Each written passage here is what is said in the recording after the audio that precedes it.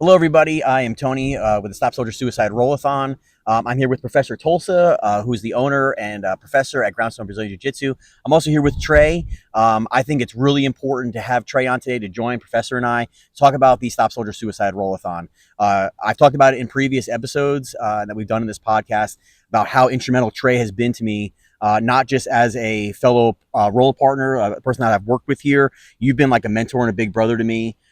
Not just in the Brazilian Jiu-Jitsu community, but off of the mats as well. It's no secret that when I first came here, I was struggling mentally and physically. Professor has done a great job of giving me a home and a place to roll and to be at and a family. And you were like that big brother on the mats with me every single day, and I appreciate that. You still do that every day, whether it's on and off the mats. You check in with me, and I appreciate that. So I really wanted everybody who is following us and watching this event to kind of hear from you what this event means to you, what the transition has been as far as coming to Groundstone, being in jiu-jitsu. And I'm going to give you the floor. I'm going to stop talking and just give you and let you invite your story out to the public. Yeah, for sure. First off, it's a privilege to be here. Thank you, Tony. Thank you, Professor Tulsa. Um, I tell myself a mantra. You're not growing unless you're learning from somebody and you're giving that knowledge to somebody under you as well. The ultimate process in life for me, I can see the maximum potential, the maximum growth whenever I'm learning from somebody and then feeding that information on to somebody, whether it's your kids or somebody younger in their jiu-jitsu journey.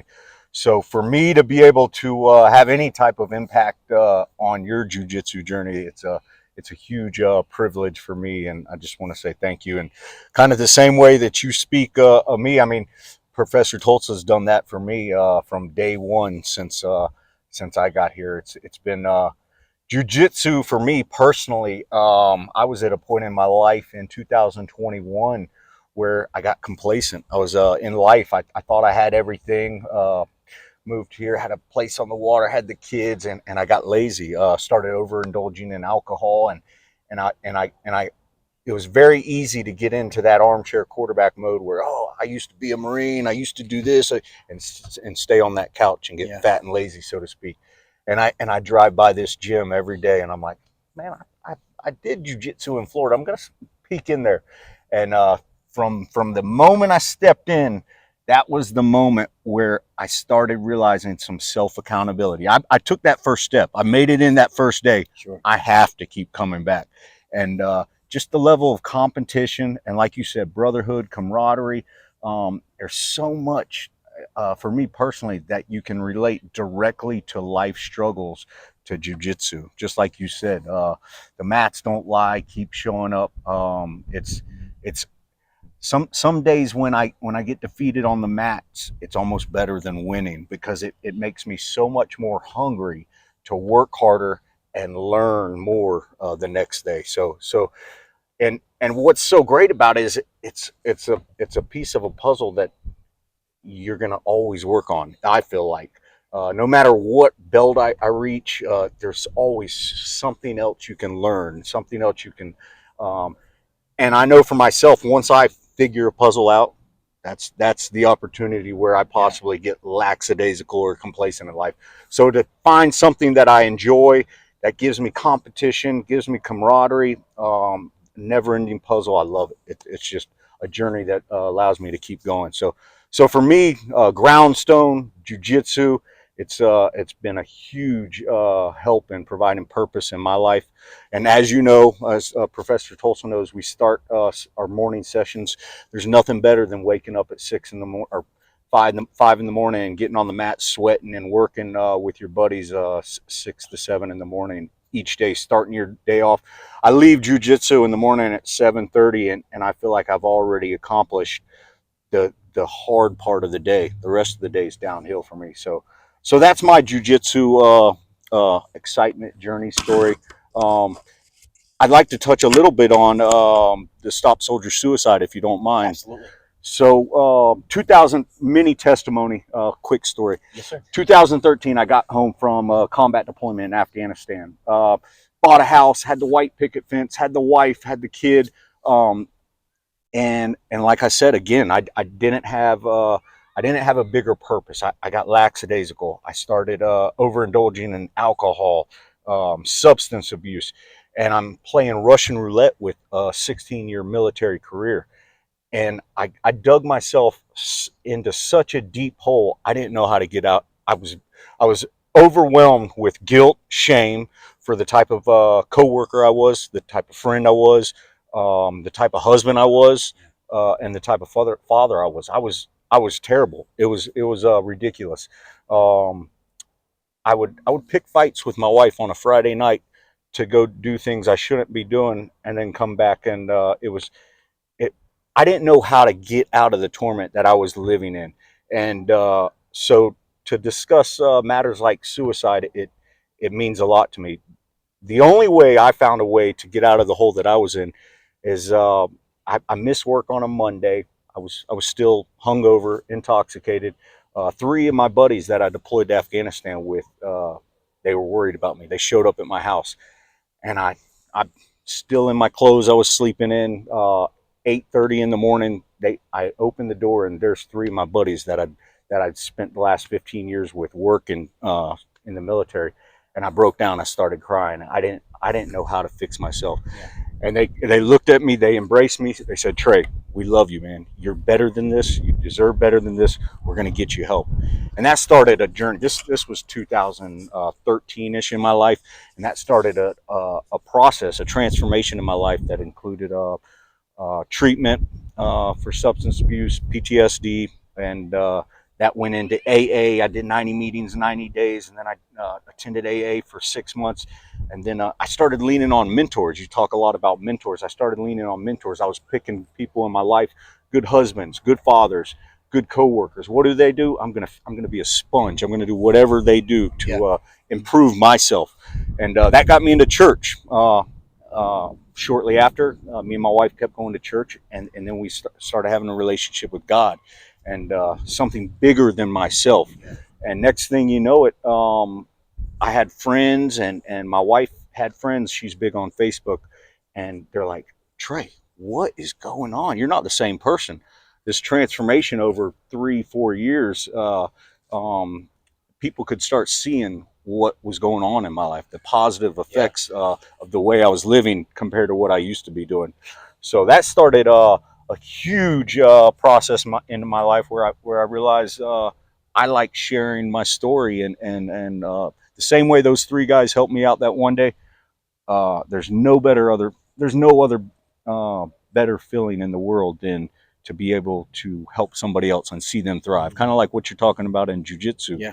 The same thing where he teaches me moves, or and I feed off of him, and for you to say that you picked up a little speck of something from me, it's really fulfilling. So thank you.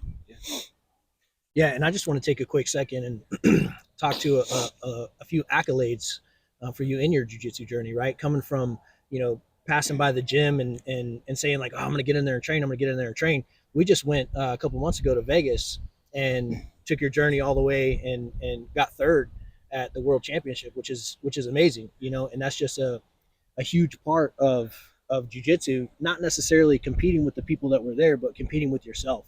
And I know that's you constantly, whether it's text messages or, talking after class or whatever it is, that constant need to grow, right? Like the steady growth, the steady mentorship, and all of those things. And it's not necessarily to challenge against other people or to compete against other people, but you're constantly challenging yourself. And that's a beautiful part of jiu-jitsu. And I think, just as you were talking about, it never ends, right? If you constantly push yourself, you're going to constantly grow. So that's great. So I just wanted to mention that as well. And I kind of want to go into a little segue for, being a community man yourself and helping mentor and things like that. You do a lot for the local community as well. So if you could take a minute and just speak to that. Yes. So in 2017, like I talked about the life transformation, my wife and me were getting phone calls from fellow veterans, fellow guys still in the service, spouses, and they're saying, "What did you and I joke around. I was a Marine. My wife was a bartender. We didn't live the straight and narrow life, so to speak, at one point. But this transformation that our friends were seeing over social media is like people were contacting me out of the blue saying, "Dude, I'm struggling with drinking. I'm struggling with nightmares. I don't know what to do. I don't want to tell my command and not be deployable anymore. I want to still work with my guys, but Yeah. I'm dealing with these things, but I'm afraid to talk about them. So I just shared my story, just like I'm doing here, and we started mentoring veterans and spouses, and that turned into what we now call Operation Barnabas in Florida, and that's still a thriving nonprofit in Florida. They team up with hotels and basically get rooms where they can house homeless veterans, and they do a 30-day mentorship program with veterans where they do life with veterans. If veterans reach out to them, they assign them a mentor, and they do life with them until they get them back on their feet. So that's going on in Florida. I'm a board member of that. And then once I moved to North Carolina here in 2021, we started a fishing organization called Spirit. Just like jujitsu did for me, spearfishing gave me a lot of purpose as well. And we take veterans and family members out on the water for saltwater therapy, 100% free to them. And we do that by teaming up with local businesses and organizations. Groundstone has been a sponsor for us, and it's cool to see a veteran and his kids out on the boat, and after the trip, we've got messages like, Trey, after deployment, or as much as I've deployed over the past few years, I haven't spent that much time since I've been in the Marine Corps. So we get to hear good stories like that, and it's just, it's a way for me. Like I said, the biggest thing for me, I used to get my fix in negative ways. Now there is nothing better in this world than seeing somebody succeed and just being able to say, I had a little piece of that. I shared my story with him, and look at how well he's doing now. I mean, if you've been watching this whole thing, it shouldn't, at this point in the conversation, it shouldn't be a surprise as to why we wanted to have you on here. And you are a major pillar here. And one of the first people that I met was you when I first came here, and it can be very intimidating for people. And there are going to be some people that do show up on Saturday, October 26th, that have never rolled before. And it is a very intimidating thing. There's a lot of vulnerability. There's a lot of pride that goes into it. And there were some early struggles like most white belts go through. And then obviously as I progressed, you were there every step of the way, and you gave me critiques and feedback all the time. It was never anything negative. One of the things that we try to promote too with this Stop Soldier Suicide Roll-a-thon that you see on other things is, check in with your buddies, your battle buddies, right? And I told the story on another episode, and I said, I had told everybody that I was going to teach. I was going to be away for the week. I don't think I told you. And that Monday morning around like 7:30, you texted me and you said, hey, buddy, are you all right? Because I'm here. I basically live here in the mornings. I might as well get a cot and sleep down here. I'm here.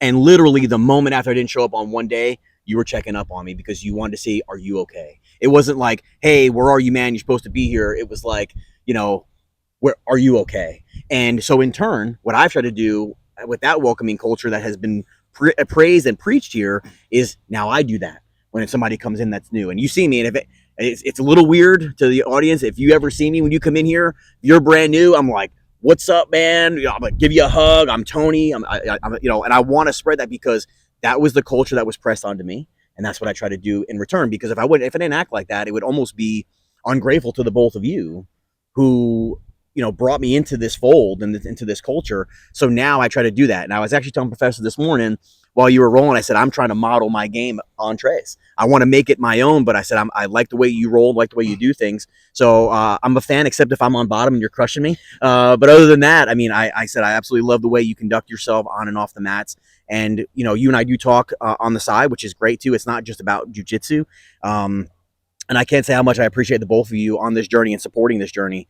It's been great for my growth. And like I said, if you could have seen Tony when I first came here, I was a mess a couple years ago. And now I'm not a full mess. I'm kind of just working on myself, and I think things are great. But I join you in that journey with God. I think has brought it back. The Fellowship Fridays that we do here. So that, to me, that's extremely important to have. So like I said, it should be no surprise as to why Professor and you are here, because I want everybody to know exactly who you guys are and what you've done for this mission that we're trying to go, and hopefully going to have a great day on Saturday, October 26th, 2024. So.